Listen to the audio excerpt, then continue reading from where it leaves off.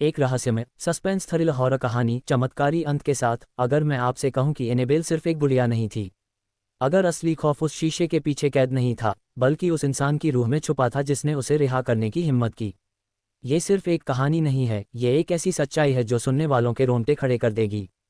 साल 2022 अमेरिका के कनेक्टिकट में एक पुरानी म्यूजियम में एक कांच के केस के पीछे बंद थी एनेबेल, वो कुख्यात गुड़िया जिसने कई लोगों के जीवन को दहशत में डुबो दिया था। लोग कहते थे कि वह अब सुरक्षित है, एक प्राचीन धार्मिक मंत्र और ताबीज़ों के बीच कैद। लेकिन डर कभी पूरी तरह खत्म नहीं होता। आरव शर्मा, एक भारतीय डॉक्यूमेंट्री फिल्म मेकर, अमेरिका आया था। हॉरर कहानियों का जुनून उसे खींच लाया था इस म्यूजियम तक। पर उसकी दिलचस्पी सिर्फ कहानी तक सीमित नहीं थी, वो कुछ बड़ा करना चाहता था, कुछ ऐसा जो दुनिया ने पहले कभी न देखा हो। आरव को यकीन था कि एनेबेल में छुपे अंधेरे को दिखाने के लिए उसे रिहा करना होगा। रात के 2 बजे म्यूजियम के दरवाजे चुपके से खोले गए।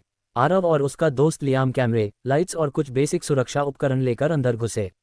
आरव की आंखों में जुनून था और लियाम के चेहरे पर डर। ये सही नहीं है आरव, लियाम ने फुसफुसा कर कहा। अगर डरते रहोगे तो कभी असली कहानी नहीं मिलती, आरव ने जवाब दिया। उन्होंने धीरे धीरे कांच के केस को खोला। जैसे ही केस का दरवाज़ा खुला, कमरे का तापमान गिरने लगा। ठंडी हवा का झोंका उनकी रीढ़ तक सिहरन पैदा कर गया। एनेबेल को उठाते ही आरव को अजीब सा झटका महसूस हुआ, मानो किसी ने उसकी आत्मा को छू लिया हो। पर उसने ध्यान नहीं दिया, उसे बस अपनी फिल्म पूरी करनी थी। कुछ दिनों तक सब सामान्य था, लेकिन फिर अजीब घटनाएं शुरू हुईं। आरव के घर के दरवाजे अपने आप खुलने लगे, अंधेरे में परछायां दिखाई देतीं।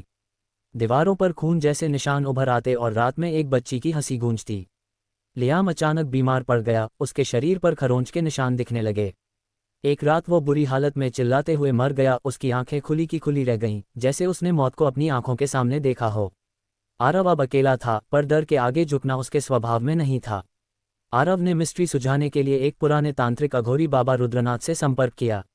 बाबा ने जैसे ही एनेबेल को देखा, उनका चेहरा डर से सख्त हो गया।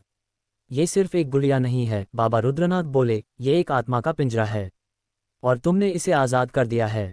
बाबा ने बताया कि एनेबेल में एक दुष्ट आत्मा कैद थी, पर अब वो आत्मा आरव के भीतर जा चुकी थी। उसे रुकने के लिए अब केवल एक चमत्कार ही चाहिए था। बाबा रुद्रनाथ ने आरव के लिए एक चमत्कारी अनुष्ठान की योजना बनाई। उन्होंने कहा कि इस आत्मा को हराने के लिए डर से नहीं, बल्कि विश्वास से लड़ना होगा। रात के 12 बजे अनुष्ठान शुरू हुआ। चारों ओर दियों की लौ जल रही थी, मंत्र गूंज रहे थे। जैसे जैसे मंत्र तेज हुए, कमरे में तेज हवा चलने लगी, दरवाजे खुद ब खुद पटकने लगे। आरव के शरीर पर काले निशान बनने लगे, उसकी आंखें लाल हो गईं। ऐसा लग रहा था जैसे वो अब इंसान नहीं रहा। पर तभी आरव की मां की तस्वीर के पास रखा एक रुद्राक्ष अचानक चमकने लगा। रुद्राक्ष की रोशनी इतनी तेज थी कि वो सीधी आरव के भीतर समा गई। आत्मा चीखने लगी, पर चमत्कारी रोशनी ने उसे जलाकर राख कर दिया। आरव बेहोश होकर गिर पड़ा। जब वो होश में आया, सब कुछ सामान्य था। एनेबेल अब सिर्फ एक खाली गुड़िया थी।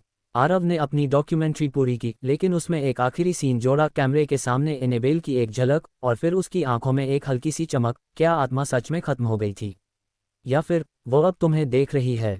अगर आपको लगता है कि ये कहानी यहीं खत्म हो गई, तो दोबारा सोचिए, क्योंकि असली खौफ वहीं से शुरू होता है जहां कहानी खत्म होती है। क्या आप अगली कहानी के लिए तैयार हैं?